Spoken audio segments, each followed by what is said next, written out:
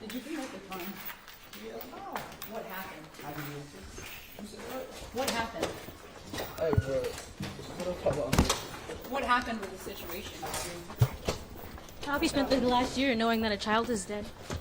Shit, that's sad. But shit got nothing to do with me, though. Who does it have to do with? Are you responsible in any way? Bro, I'm at innocent as me, bro. Do you have an attorney? What would you say to the girl's family? If you could say anything, what would you say to the family? How you get you? I'm not good. Do you have anything to say before they take you? I'll take care of like this. It ain't me.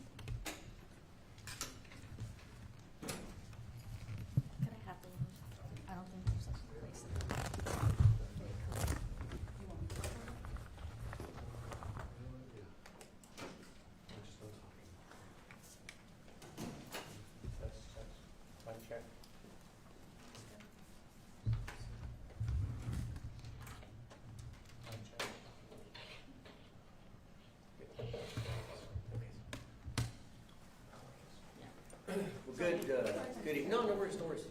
Do what you gotta do. Thank you. Good evening. Thank you so much for being patient with us. It's been a busy day around here. So you all may recognize that gentleman you all just met as Brian Salazar. He's 20 years of age.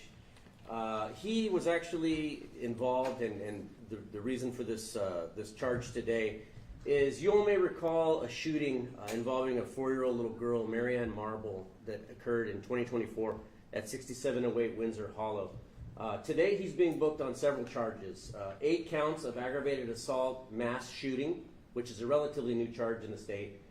Injury to a child ×2, and then capital murder for the capital murder of Marianne Marble. You may recall that on May 8th, 2024 in the evening, we got a call for 6708 Windsor Hollow for a report of a shooting. 5 members of a family were all shot, and Marianne unfortunately lost her life almost instantly after being shot in the head. Soon after the shooting, we were able to develop information, this video that was widely circulated thanks to the media helping us get this information out. You could see where these 2 suspects pulled up to the residence in a vehicle that we also put out information on. That's the vehicle there. It's a gray Infiniti Q50, as you may recall. That we were able to get that information out, that along with the still photos, and we were able to put that information out through Crime Stoppers. Over the course, soon thereafter, we started getting information on who the names of the suspects were.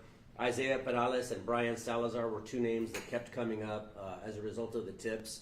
But you may recall that as we continued in with the investigation, several months later, we were actually doubled the amount of the Crime Stoppers tip, and then I believe that was pretty pivotal in getting us the information that we needed to corroborate earlier tips that had occurred. Early on in this investigation, we actually developed what we still believe to be a motive in this case. A murder that happened April 26th of that same year, 2024, that was actually handled by the San Antonio Police Department. A young man named Xavier Perez was murdered, and we believe that he's actually a relative to Brian, who you met today, or re-met today. We still believe that was actually the motive for the murder of this little girl. In a retaliation. The evening of the murder of Xavier Perez, that murder happened around midnight on April 26th of 2024. Soon thereafter, we were able to develop information that Brian and Isaiah actually started talking about stealing a car to exact their revenge for the murder of Xavier.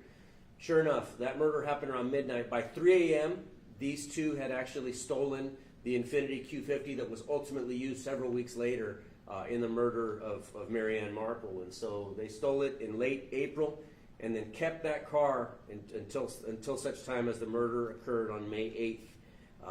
It appears that as early as May 5th, these 2 suspects started conducting surveillance on that residence at 6708 Windsor Hollow, passing by the residence, taking down information about the residence, mapping out what they were going to do, and planning out this shooting that would occur on this family. Again, as you know, on May 8th, they actually carried out that shooting, and in that shooting, 27-year-old Mako Marble, which is the father of the little girl, 25-year-old Mariah Castillo, who is her biological mother, and then 2 children, siblings of Marianne Marble, 8 and 7 years of age, were also shot. And of course, as you know, Marianne was shot and killed almost instantly as a result of it. The other 4 members of the family survived their wounds. Look, my investigators did an awesome job of piecing together this information with regard to cell phone data. They relied pretty heavily on records, going through records, hundreds of records of cell phone data. In other words, if we knew where a portion of this crime took place, they would look at cell phone towers in that area, and sure enough, we're able to link that suspect's phone linked up to a tower in that area. So they were pretty definitively able to say, at this time, this is where this suspect or these suspects were. In the aftermath of the shooting itself, for example, we were able to piece together that right around the time of the shooting, as it appeared they were heading toward the address on Windsor Hollow, they actually turned their cell phones off. the shooting occurred, and then soon thereafter they turned their cell phones back on. In the hours after the shooting, we can see where at one point they went out to Calaveras Lake, for example. And we were able to pinpoint almost exactly a bridge that goes over Calaveras Lake out there in that area. For whatever reason they were out there, we speculated at that time that they may have been dumping the murder weapon. And so we went out with our own dive team, our scuba dive team, but accompanied by the Harris County dive team that was in the process of training our dive team up. They were actually able to recover weapons. If you can scroll to the, that's the weapon that we put out that was what we believed was used in the shooting. On October 10th, when we went out with the dive team, next slide, that's the weapon that was actually recovered by Harris County Sheriff's Office divers out there at that area. We test fired that weapon, and we were able to verify that that weapon was indeed one of the ones used in the shooting of Marion, of this whole family. We were able to do that through ballistic evidence in our system that we call NIBIN, which is the National Integrated Ballistic Information Network, that we're able to test fire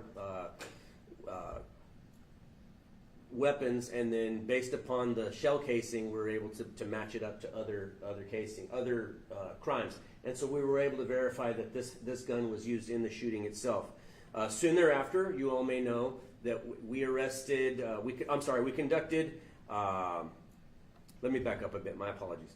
On October 10th is when we ran a series of warrants that also additionally linked these people. October 23rd is when we conducted the dive out there at the lake, based upon the cell phone data, going to that area where we were able to place the cell phone, having been on the night of the shooting, diving in that area, and then finding this weapon. Also on October 23rd, and after we found that weapon, we were able to develop enough information. And at that time, Isaiah was placed under arrest for very similar charges to what Brian was placed under today.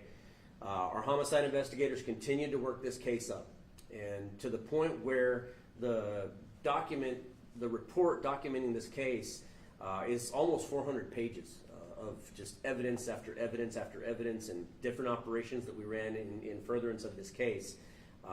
In the last few days, they presented that information to the district attorney's office, and believed we had enough information that earlier today they actually applied for a total of 11 arrest warrants for Brian and placed him under arrest at his residence on Somerset, if I'm not mistaken. Our SWAT team took him into custody without incident. And now, as we speak, he's being transported over to the South Tower of the Bexar County Jail, and he's being booked in. Este caso se trata de un homicidio que ocurrió el día 8 de mayo de una niña de 4 años de edad, Marianne Marble, que ella, desafortunadamente, estos los dos sospechosos, Isaiah Perales y Brian Salazar, ellos cometieron este tiroteo, este homicidio, en esta casa en 6708 Windsor Hollow. Esa noche ellos fueron a esa casa y empezaron a disparar hacia la casa. Una familia de 5 fueron baleados varias veces. Los dos papás de Marianne fueron baleados. El papá tiene 27, en ese día tenía 17 años de edad. Su mamá tenía 25 años de edad. Ellos dos fueron baleados. También otros 2 niños, hermanos de Marianne, también fueron baleados, fueron heridos. Tenían ellos 8 y 7 años de edad. Desafortunadamente, la niña Marianne, 4 años de edad, ella falleció a causa de una herida a su cabecita que ella sufrió. Ella falleció ahí en la escena de los hechos. Ya después de allí, nosotros empezamos a fijarnos, a investigar. Nosotros, con la ayuda de la prensa, nosotros pusimos estos videos en las redes sociales, por medio de la televisión, y sí logramos empezar a agarrar información tocante a este caso. Ya con la ayuda de Crime Stoppers, nosotros pusimos una recompensa para información en este caso, y nos llegó la información que nos ayudó. Eso con ejecutar órdenes de cateo en varias residencias. En octubre nosotros logramos más información en este caso, y el día 23 de octubre nosotros, usando un equipo de scuba, nosotros descubrimos una arma que fue usada en el homicidio de la niña en un lago, en el lago de Calaveras.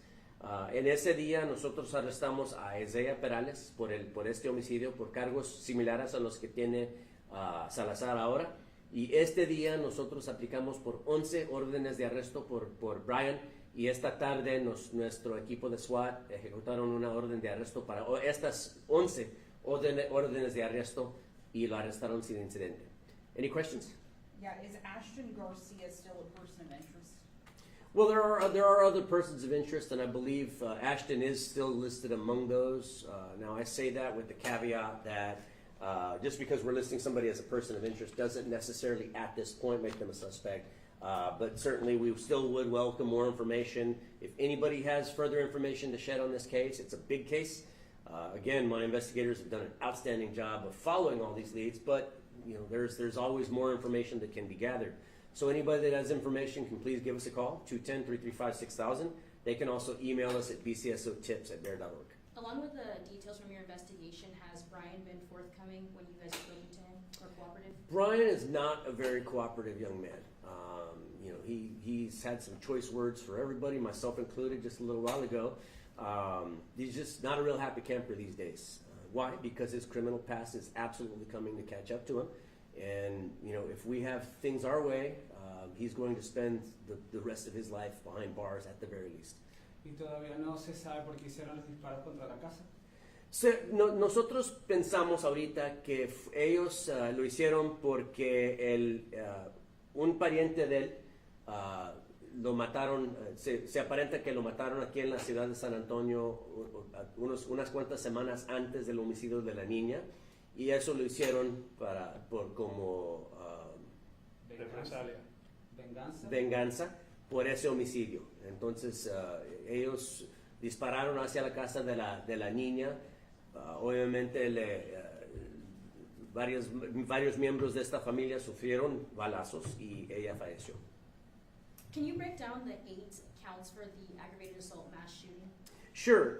Well, so there was, although these 5 family members were ultimately hit, the little girl died, there were other family members inside the residence as well that thankfully were not hit. I believe there was at least 1 infant and then several other adults, a total of 8 family members inside the residence. And so whether they were hit or not, the charge still applies for that charge of mass shooting. And so that's what necessitated the 8 charges. As far as the injury to a child times 2, those are for the 2 siblings of the little girl that were shot. And then, of course, the capital murders for the little girl herself.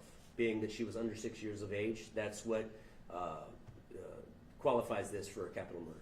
Are you able to speak to his past charges? Well, I know he's got several, and they date back several years to his entire adult life, which he's a 20-year-old man. He's not very old at all.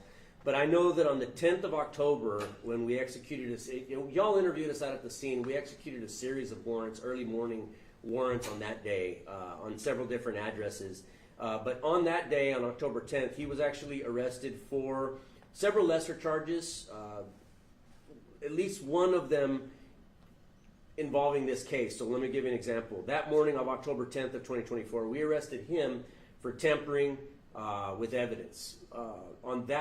During the course of the investigation of the shooting, we were able to find that he had tampered with the evidence on his cell phone in the aftermath of the shooting of the little girl. And so that day on October 10th, we had enough to charge him with the tampering of evidence. He was also found to be in possession of marijuana, and he was also arrested for a deadly conduct charge that I believe was unrelated to the shooting of the little girl.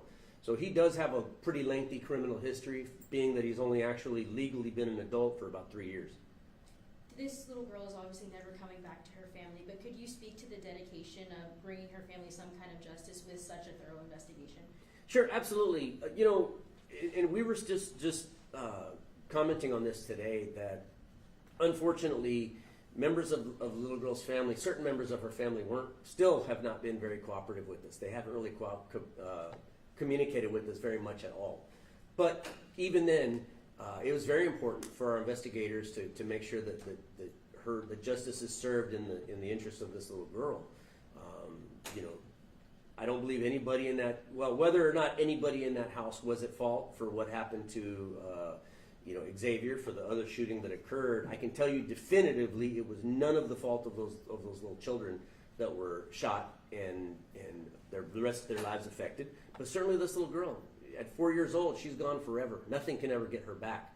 But we can make sure that the people that were responsible for it can never do this to anybody again, especially another child. And so we're going to do everything that we can to make sure that these suspects spend the rest of their life behind bars. Solo para confirmar, la pistola que encontraron en el río, ¿la encontraron el 21 o el 23 de octubre? No, el día 23 de octubre, nosotros trabajando con el departamento del sheriff del condado de Harris, ellos tienen un equipo de scuba que ellos vinieron acá, nos ayudaron. Ellos encontraron esa arma ese día en el agua. Okay. Any other questions? Okay. Thank you all so much. Thank you. Thank you. Yes. You want us to come back there? Yeah. Okay. Jared. Oh, Jacob, it's not.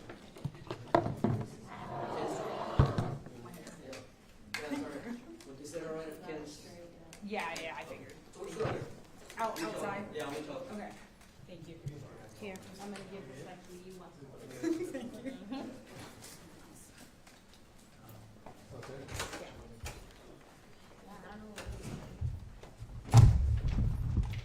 Hey, sorry. Yeah. Can I ask what Así. There was,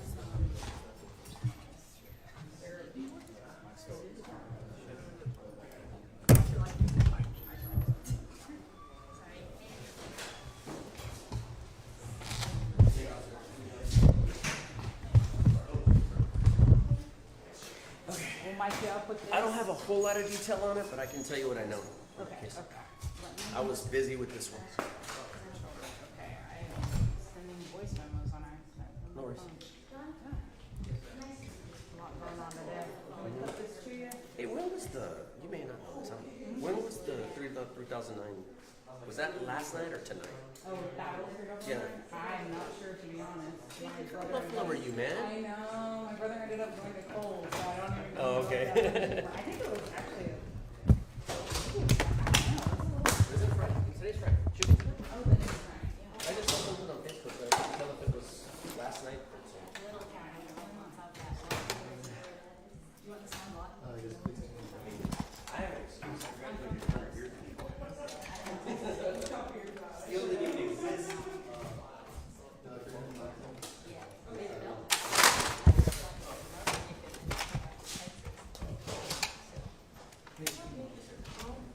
Estamos hablando de algo más alto.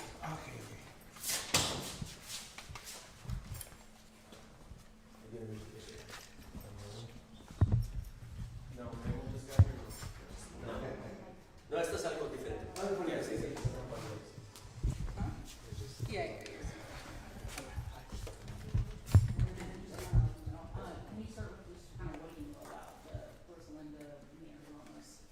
What we know about this point is that the person that we had in custody, the body that we physically had in custody, the warrant, the identifiers on the warrant were the right person. And so all we can do is base, does this person standing in front of us, is that the person on here, fingerprints and data match?